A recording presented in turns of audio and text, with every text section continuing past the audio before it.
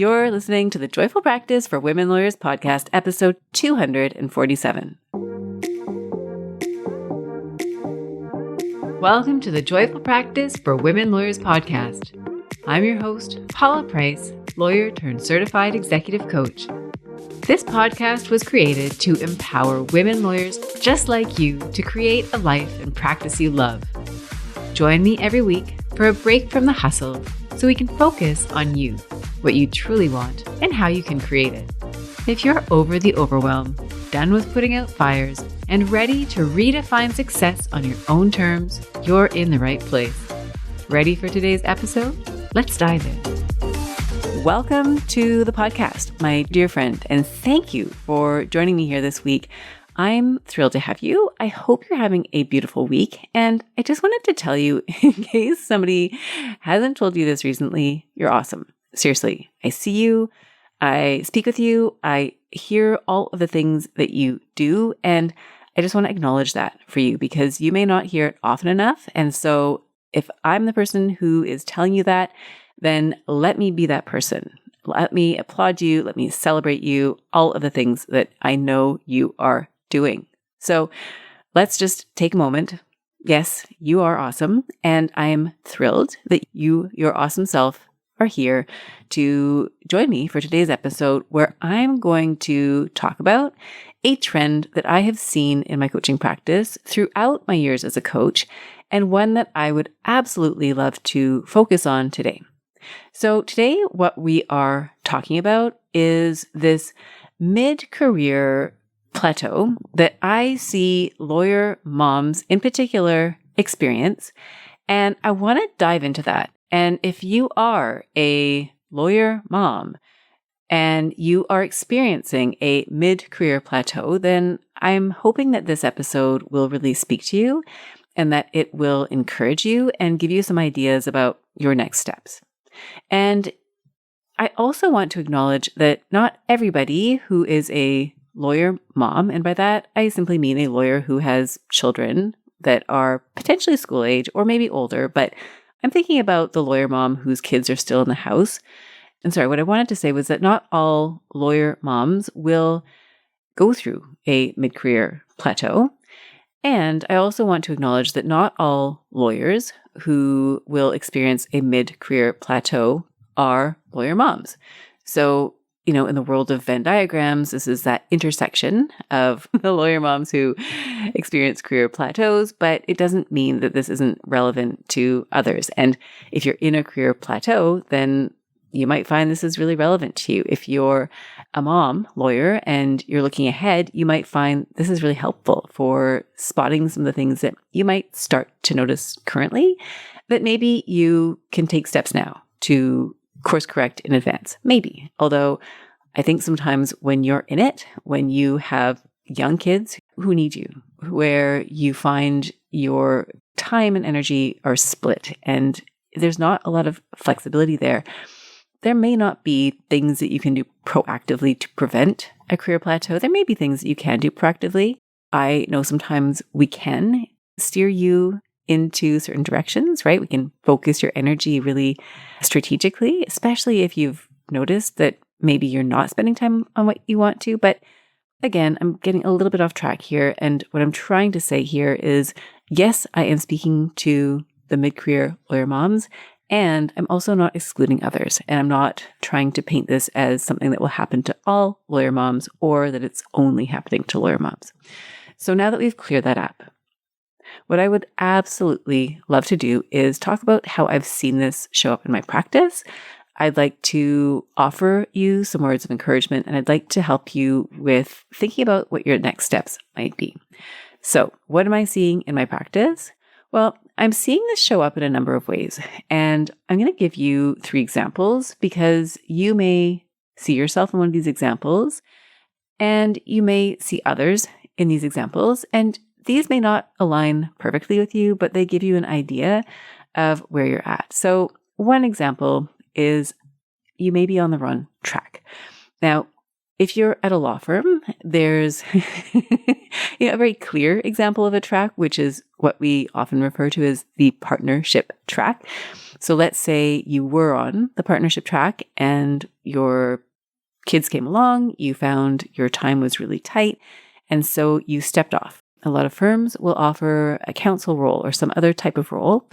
And so you might have said, you know what, I'm going to do that because that makes a lot more sense based on what's happening right now in my family. It gives me a bit more flexibility. It takes some of the pressure off in terms of business development. And so you do that. And then what you find is a few years later, your kids are a bit older, you've progressed in your career. And what you might notice is that you're doing a very high level of work. You are perhaps feeling like you're at that partner level contribution regardless. You have a bit more time to commit to your practice. And you might feel like your compensation doesn't really reflect what you're currently contributing or what you're capable of contributing.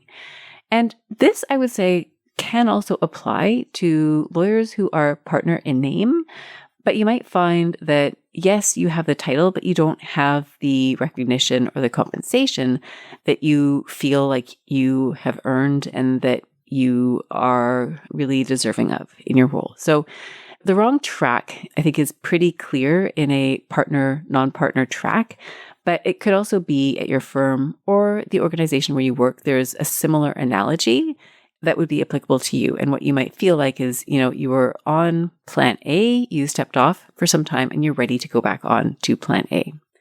Now, another example that I see for that mid-career lawyer, and I just want to clarify again here, mid-career can mean a lot of things. I want to highlight that for some lawyers, all mom lawyers, as far as I've witnessed it, are going to experience transitions and adjustments throughout your career. And when I talk about mid-career, the reason why I'm framing it that way is that these transitions are often happening fairly well into your practice. I'm thinking after 8 years, which isn't really mid if you think about your career being longer than, say, 30 years. But I wanted to capture the idea that you've got experience under your belt, right? If you're year 1 or 2 of practice, your plateau, if you're in one, is going to look quite different from your career plateau if you're 8 years in, 15 years in, etc. So again, I'm just trying to be more transparent or specific about who I'm really thinking about as I'm describing these scenarios. So I mentioned the wrong track, which you might see that number of years into your practice, right? You're 8+ years in and you're thinking, you know what, it's time to get back on that track. Another example might be misalignment. And so what happens here is you are in a role, right? You have your job, you have your kids, and your job isn't perfect.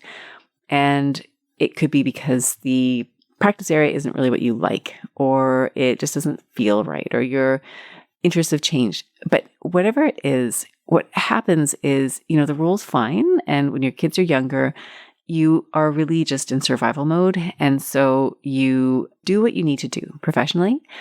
But now that the fog is lifting, you're getting a bit more sleep, you're paying a bit more attention to yourself and what's happening at work, what you might notice is that actually you're feeling quite disconnected from your job, and maybe it didn't bother you quite so much before, but now it is. And you feel like it's time for something different, right? You want something different. You feel like you are starting to need something different. So that's a second scenario. You're misaligned. Either you've been misaligned for a while and you didn't care or you didn't notice, but now it's starting to become something that's top of mind for you and you want to act. And then the third example that I wanted to highlight is this wrong container. And in a way, it's a bit like the misaligned, but it's different in that with misaligned, I think of it more as like the substance of what you're doing just isn't working for you. So you need to figure out what the new substance is going to be. Whereas for me, the wrong container is more in the nature of you actually like what you're doing. You feel pretty connected with your work. You may even feel really connected with your working environment, but you also see that there's a cap. You might think of it as like you're a plant inside a pot and the pot just doesn't fit for whatever reason. And so you need to go replant yourself somewhere else. And sometimes it's as minor as technical support, right? You realize that the place that you're at, Maybe the systems are so bad and unworkable that you're just like, I can't do this anymore. I can't work in an environment where I don't have an assistant who is supporting me. I don't have systems that I can rely on. I need to be somewhere where I have just physically a better setup. It could also be support from the people that you work with. So it might be your department head. It might be the person that you report to. It might be your colleagues. It might be just the culture of the firm, right? You feel like, I don't see myself being supported here. Sometimes it can happen where you are at a firm from a very early stage. You're there as a student and you progress as a student. And you feel like even though you're no longer a student, in fact, you're hiring the students, you're training the students, you feel like some people are still seeing you in that light and it's limiting. And so you need to move. You feel like this just isn't ever going to change for you. And so maybe that's part of it. And sometimes it's structural. The organization simply doesn't have another spot for you. You've reached the top of the ladder and you want to go to the next rung, and there is no rung to go to. So these are ways in which you might find your mid-career and, your kids reach a certain stage where you're getting more sleep, your time is freeing up, and those things that you were tolerating before are starting to bother you more, and you feel like you want to do something about it. Now, sometimes it's pretty clear to you what you need to do next. Sometimes it's not. And I often will speak with lawyers where there's this feeling of malaise, right? It's like, this is not right. I know I want to do something about it, but I'm not exactly sure what. Now, if any of these scenarios speak to you, if you relate to anything that I'm sharing with you today, I need to let you know, number one, you are not alone. You're not alone. And I know this because I speak with lawyers like you often. And I know that I'm only speaking to a very small portion of lawyers who feel that way. Those are the lawyers who feel that way, who know that I exist, and who are willing and ready to make a call to simply talk to me about that. And there are many lawyers, I'm sure, who feel this way, who have not reached out to me. So I know that you are absolutely not alone. I know that it's normal for you to feel like this. It's really common. It makes perfect sense. And it's not because you made a wrong decision along the way. And I really want this to sink in, right? If you feel like, oh my gosh, I should have seen this coming. I knew I was letting myself I was painting myself into this corner. I let this happen. I chose to do X, Y, and Z with the kids when I really should have prioritized things at work. I would love for you to be able to let go of any stories that you might tell yourself that put that on you, because what I have observed and the way that I see people in my life who make decisions and the way that I have made my own decisions, I know 100%. First of all, I'm not making perfect decisions every time. I know that.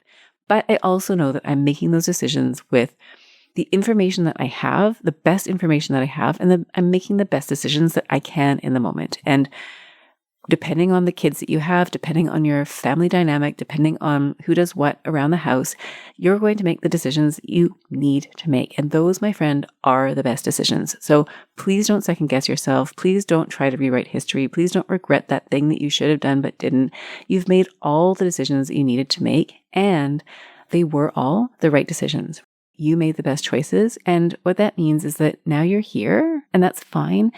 It's not too late to make changes. If you feel like a change is in order and you think, well, but I'm too old, or I've gotten too far into this, or I can't change it now, people are used to me doing X, Y, Z, I also want to let you know that you can make changes, right? It's never too late to start making changes. It doesn't mean it has to be drastic. It certainly doesn't have to be overnight, but it's absolutely within your control. It's absolutely within your authority.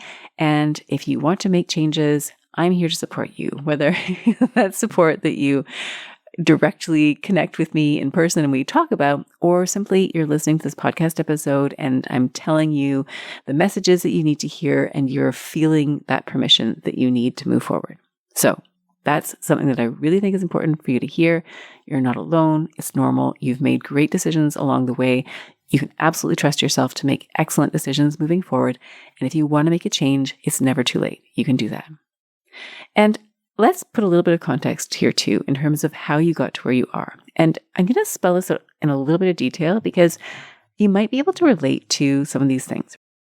So let's look at yourself pre-children. And my guess is that you were doing your thing, right? Doing your pre-children thing.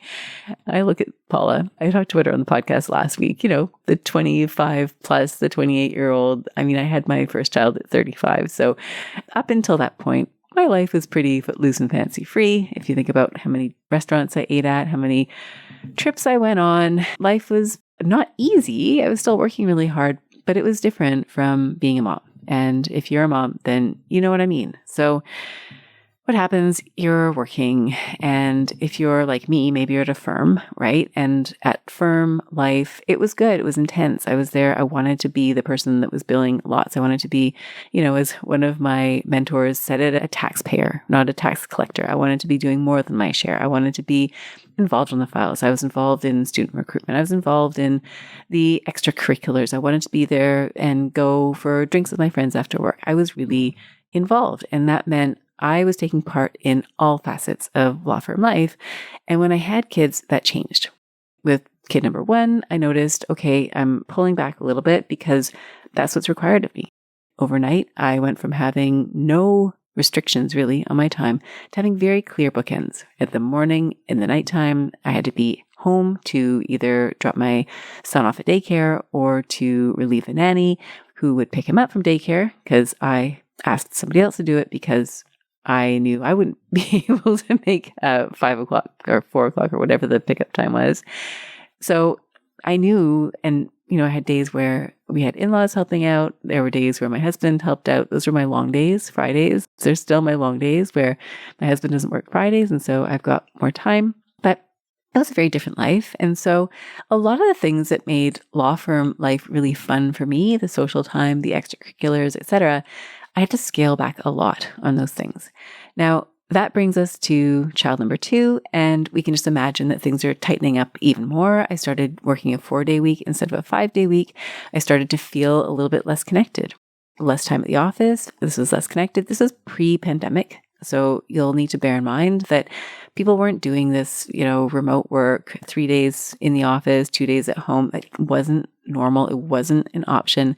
And so things looked very different. And a lot of the things, like I mentioned, that I was really engaged in started to dissipate. And it wasn't just the social side, it was also the work side. As your time, your hours at the office are restricted, then it also means you're not able to take on the same projects. The files that have those super short fuse deadlines where you're going to need to work on the weekend, where you're going to need to work super late at night. Maybe you've got the infrastructure at home to take on those mandates. For me, it wasn't really an option. My husband was not in the city. I did not have the option of, okay, well, I'll just stay late tonight unless we planned it at least a few days in advance so that we could arrange to have somebody there to be with the kids. So you kind of see where I'm going with this. And I'm sharing this because I would love for you to hear that if this is what you're going through, you're not alone, and you can see how this process unfolds, right? And what that led to as well, and sorry, what I didn't mention is that behind the scenes, when you're at home, it's kind of survival mode. If your kids are young, if they are still in diapers, you are in the thick of it. You have got the physical labor demands of, oh my gosh, like I've got to get my kids sleeping, I've got to feed them, et cetera, et cetera.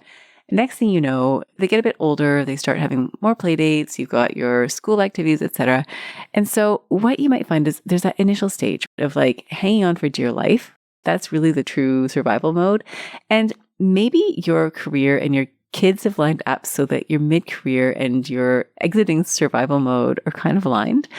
Or maybe what you're finding is, there's that survival mode, you get out of that, and then there's a transition into, daycare and school, etc. For everyone, maybe that survival mode period changes. I feel like my kids are 11 and 13, and I don't even know, I'm not in survival mode, but it's still very busy. But what that means for you, right? If you think about where you started and the years that have followed since then, your life probably looks a little bit like mine. If I'm being honest, or not that I'm trying ever not to be honest, but there's that expression, you're either working, you're focused at work, or you're focused at home. You're taking care of your clients, you're taking care of your files, you're taking care of deadlines, or you're taking care of your kids. You're making sure that they show up to school on time, they've got clothing, that they're being fed on a regular basis, that the food they're eating is reasonably healthy, that they're going to sleep at a decent hour, that they've got friends to hang out with.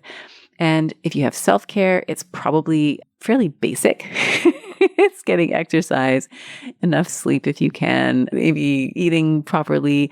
You might see friends, right? When you can squeeze that in, maybe they're the friends who have similar schedules to you. You're probably doing a lot of school stuff, of family stuff, of, family trips. You're dealing with professional days, school days, sick days, all of that. And so you can understand in that context where you're really busy that maybe the decisions that you make about professional ambition and career path, etc., have not been top of mind as much as you would have liked them to be. And so when you start to come around, right, when you start to have more time, when you start to re-examine your own professional life, then you start to see things. You might start to notice that, when you look around you, for example, you've kind of reached this point where the people who are in your original cohort, right? And so now I'm going to kind of give you some ideas about what this might look like for you, right? If you feel like you're at this plateau point, that people who were at your level have surpassed you. And by surpass, maybe not the right word, frankly, but you'll notice that people in your student cohort, for example, or your bar school cohort who maybe took a different path, they are partners, they're practice group leaders, they're leaders in their organizations. They've started their own firms and they've grown their own firms. They're really successful. They've started a business or something like that. But you look around and you think, wait a minute, how come, these people who, I know I'm just as capable of, that you're capable, you've got the right skill set, you can do it. So why is it that they seem further along than you seem? And first of all, they may not be as far along as they seem, just basing that on what social media, the highlight reels versus what's going on behind the scenes, but also truly they may have had more time and opportunities to commit to moving ahead, whereas your energy has been split. Your focus has been diverted into a number of different areas, not all of which are career focused. And there may be things that you've done, right? Maybe you've gone part-time, so you're moving a little bit more slowly. You may have stepped off the partnership track like we started with at the beginning. You may also have noticed that throughout your time, you're taking on assignments that aren't the assignments that are going to, push your career forward because maybe those weren't things that you could take on, right? Again, I mentioned a few minutes ago, you might just not have the bandwidth to take on those types of projects. And it may also be in terms of just business development. I know for a lot of lawyers, business development is one of those things where you really need to carve out the time, and it's not something that is necessarily urgent. It's important, but not urgent. And if you've got a million things going on, then thinking about your professional network and relationship building may not have been a top priority. It doesn't mean that needs to be like that forever, but if it's been like that, there's probably a pretty good reason why. So here you are. Maybe you feel like you've fallen behind. Maybe you're not where you thought you would be. You want to be further along. You might also feel like you're not really being valued. I know this sometimes happens where you're doing so much, right? And does anybody see it? And like I said at the beginning, I see it. I see you. I know how much you're contributing on all fronts. And sometimes it just goes unnoticed. So you might not feel like you're being valued as much as you could or should be. Compensation-wise, there may be numbers that reflect the fact that you're not being compensated where you think you should be compensated. This can happen whether you're a solo practitioner and you're looking at your billing rates thinking, I really do need to increase these, or you're a partner already and you're thinking, how come I'm not on par with the others who are, contributing the same or less than me? Or again, maybe you're in that scenario where you're like, I could be at a partner level and my compensation would be much more of a reflection of what I'm bringing to work as opposed to what it is currently. So that can happen. You may also find, things are kind of not the way you want them. Maybe there's things you've been tolerating in terms of the infrastructure, in terms of the type of work you're doing, who you're working with, boundaries, like the way you're experiencing your day-to-day. You may be putting up with things because you're like, well, I don't want to say anything because I really want to have this job. It works for the stage of my life. And so I don't want to ruffle any feathers. And so you've kind of settled for something that doesn't really feel great for you, right? You've kind of forgotten what it feels like to be excited about work because you're just like, I just need to get through this. It happens, right? You might also have that feeling of malaise. I mentioned that a few minutes ago, right? Where it's like that, not this, but I don't know what feeling. And that can be a bit uncomfortable because you just don't have that clarity of where to move forward. And so that's where you can really get into that stuck feeling, right? It's that stuckness. It's that bottleneck. It's that kind of thought looping, like, oh, what do I do here? And then, you're capable of more. You have that feeling like, there's more out there for you and you just don't know what it looks like. And then if you're listening to this podcast episode and it's kind of, bringing something up in you, you're kind of feeling like that fire in your belly and you're like, oh, I get it. That's exactly where I am. You might be asking yourself, why now? Why is this a thing? Why all of a sudden? And I've got a couple of ideas that might resonate with you. Number one is ambition. I think for so many of us, that ambition to do, like if you went to law school, you are ambitious. You were willing to write the LSATs. And if you didn't write the LSATs, you went to a school where you didn't need an LSAT. You got into law school. You went through law school. You went through all the processes that you need to do in order to get qualified as a lawyer. None of that is a walk in the park. You chose to do this. You chose a job that you know is challenging. You know that the work is challenging. You are front lines. You're advocating for other people. So you know that you are ambitious, and you may have put that ambition, like the career ambition, on hold for a while. And maybe when you were not getting enough sleep and you were really focused on making sure the kids just survived, they, weren't wearing the same diaper all day. So do you remember that? Like having your kids in diapers, and it's like if they wore the diaper for too long, you're like, oh God, like really need to change the kid's diaper. And, there's these stages that you go through. And then finally you're out of it. Like you're getting more sleep. Your kids are more independent. You don't have to put their socks on for them anymore. They're tying their own shoelaces. They're making their own lunches. And all of a sudden, you've got a bit more bandwidth and you realize, wait a minute, like there's something more, right? There's something more for you. And absolutely, you love your family, you love your kids, and you want to be there for them, right? You want to support them. And you're also starting to see how the balance is tipping, right? If you think about your parenting journey as a bit of a spectrum where at the very beginning it's full on, right? It's like 100%, like you're really investing a ton of your time, right? You think about a newborn baby and how it's like you are literally connected physically if you're breastfeeding for a year maybe, or whatever length of time you're choosing, maybe more, maybe less, but you are physically connected to that being at the very beginning. I mean, I remember that. I could not leave my baby for more than 3 hours at a time. That's hard, right? To the point where, they're taking themselves to school and letting themselves in the front door with a key. So, I mean, that's where I'm at now. Very different. And so you can see how the time commitment is tapering in the direction of you having more capacity and bandwidth. And that's waking up this ambition that you want to do more outside the house, because one day your children are actually going to have fully fledged lives of their own. Hopefully, that's what we want for our kids. Not always. Not always. It doesn't happen for everybody for lots of reasons. But assuming that's where you're going, then you might be thinking about, well, what is that going to be for me? And so it makes perfect sense, right? Your ambition is starting to knock on the door and it's like, hey, I'm here.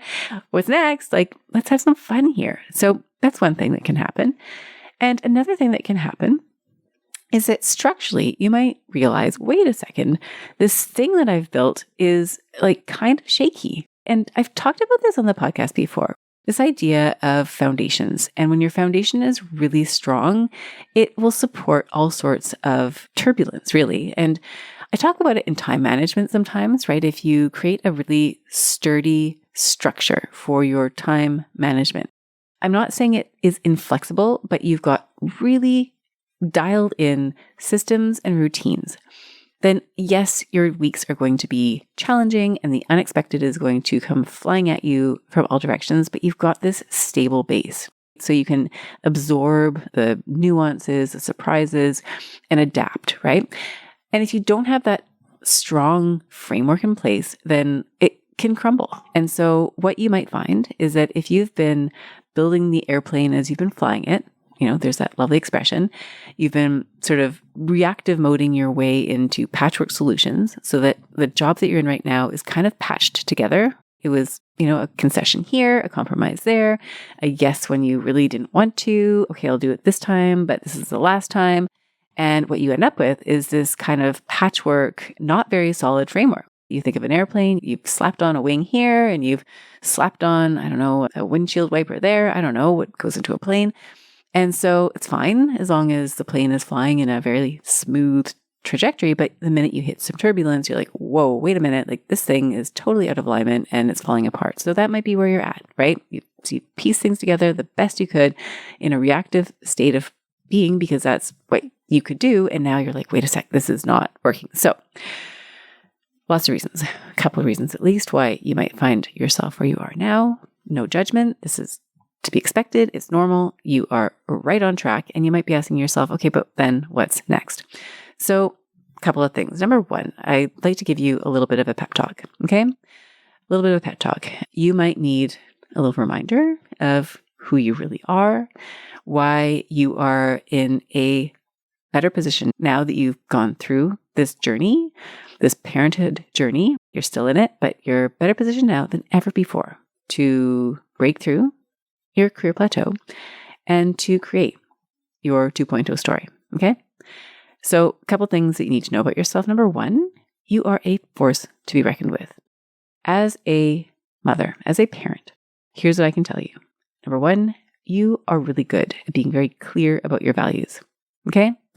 You may have heard that expression that diamonds are formed by pressure. You take the coal, you put pressure, and the diamonds emerge. This is you. You have had to dial it in at work and at home. You've had to be very, whether you're conscious of it or not, you've had to really see what's most important to you, your values and priorities. You have become really good at setting priorities. You may even be ruthless about seeing what needs to be done and getting that thing done and foregoing the rest. Chances are you're efficient. When you don't have a lot of time, you don't waste a lot of time. So you know how to be resourceful. You don't waste time. You don't waste energy. You don't waste food. I know this because we're the ones eating our children's leftovers. You can delegate. Probably a lot better than you could delegate before you had kids. I mean, think of all the times where you needed to have someone help out with the kids. And oh gosh, I love grandparents. And I also know that sometimes the grandparents are going to take your children, love on them, feed them all the sugar, and hand them back. And so you have told yourself, you know what? It's not necessarily how I would do it, but it's going to do what needs to be done. The kids are going to be taken care of. They're going to be loved. And I'm going to get a few hours to do what I need to do. You have delegated, my dear. And so you are able to delegate and let things go, right? It doesn't have to be your way every time. You're tough. You're tough and you're focused. Let's face it. You've had to be.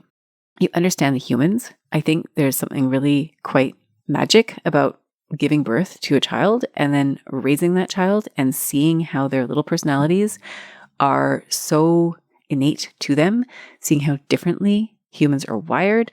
It's absolutely just like a breathtaking experience. And so you may have a greater capacity for perspective taking, understanding where other people are coming from, understanding that some things just are the way they are. And it's not anybody's fault. It's not their upbringing. It's not, I don't know, some external thing. It's actually just that is the person. And you understand that better now because you are a mom.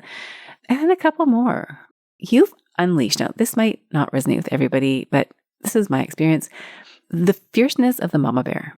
Like, how many times you've had that experience where like there's like a physical threat to your child and you don't even notice it, but you've somehow like blocked the child or picked up the child or swooped up for the child. Like you've done something kind of heroic. It wasn't even something you had to think about. You just did it. Or you've advocated for your child in a way that you've never really had to advocate before. And this happened with me a few years back. I mean, I was a litigator when I was a lawyer. And so I know the steps that you need to take to advance a position.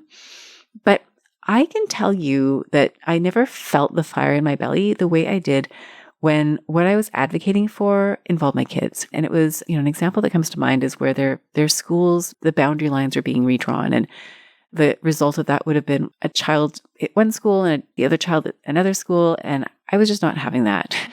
It was not going to happen.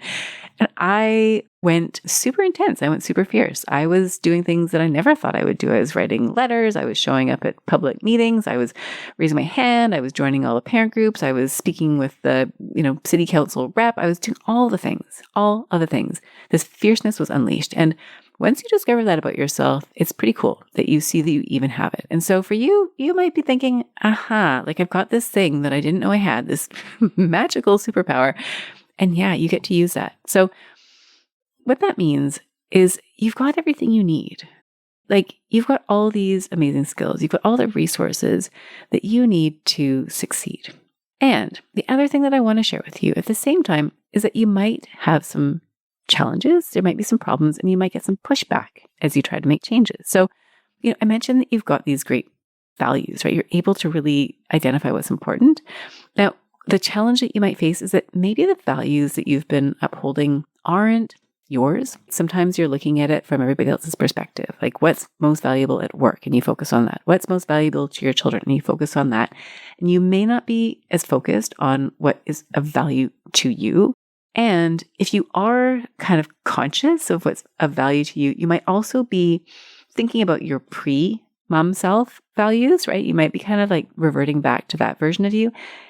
And things have probably changed since then. So one of the challenges that you might find is actually like for yourself today, currently, like what is most important to you? What are your values? And getting clear on what those are. That might be a challenge. Priorities, you might be really good at setting priorities, but like your values, you may be prioritizing other people's needs, right? So you think about work and the lawyers that you work with, whose files you prioritize, the clients whose phone calls you return the fastest, the types of projects where you put those deadlines first, right? You know how to do it. And it's not necessarily your priorities. Or you look at your kids and you think, well, they need to eat, so I'm going to prioritize dinner time, even though it's not exactly the thing that I want to do every single day. Or they need friends, and so you're facilitating play dates. Or they need to get some sports in there, so you're driving them to soccer practice. And yes, maybe you absolutely love doing those things. Or maybe you're like me. Gosh, my kids listening. I don't always want to go to the games, but I want to go because I want to support my kids. So you might be thinking about priorities. Say that out loud. So you might be thinking about your priorities, and are they your priorities? You're really good at prioritizing, and I'm also going to invite you to think about, are you good at prioritizing your priorities? This is where you might get some pushback. If you start thinking about your life, your career, and what needs to be pushed up to the top, you might need to make some changes that are going to impact other people's priorities. So that might be a little bit of pushback. And then finally, if you are thinking about speed, right? You've had to slow things down, and now you want to change things, and you want to change things not now, but right now. I'm sorry, but there might be a speed problem. You, first of all, might talk yourself out of it. You might think, well, I'm already on this track. I might as well just keep going because, it's the path of least resistance. I'm going to have to start over if I go somewhere else, etc. So you might talk yourself out of it because of speed. You might also start taking steps and realize it's going slower than you wanted to. So it's the reality sometimes, depending on where you're at in the whole parenting journey, in the career journey. And so I just want to sort of highlight that and ask you to be patient with yourself. So what's next for you? Well, in terms of your next steps, the way I see this going is you want to get clear on what's most important to you. You want to set that internal GPS. What are your goals? What are your values? What are your strengths? What do you love doing? What's your zone of genius? What are the things that if you could do day to day in your career would light you up and set you on a path that you feel is the right path for you, right? Your career ambitions are being realized. You are creating an impact. You are doing the thing that you want to do. Most lawyers that I talk to, when I ask them why they went to law school, why they are a lawyer, will answer the question with a version of, I want to help people. And often it is simply, I want to help people. What does that mean in your words, in your world? What does helping people look like? Because that might be your ticket to feeling fulfilled at work. So we want to get clear about what it is that you want. We want to create a vision for you, right? Like, what does that even look like for you? If you think about that list of values, those things that you want to do, what does that look like? And that can be really hard to do, right? And sometimes the easiest thing is just to think about what you don't want and then do the opposite. Sometimes that works, but what is the thing that you most want? And then once you've figured out what that is, you need a plan, right? So how are you going to get there? What are the steps? How do you do something, especially if you've never done it before? You might then ask yourself, how are you going to execute? You might have this great plan. You might think this is really important, but then the email comes in from the client, and next thing you know, you're pulled back into your work and you have no time. to think about your career and where you want to take it.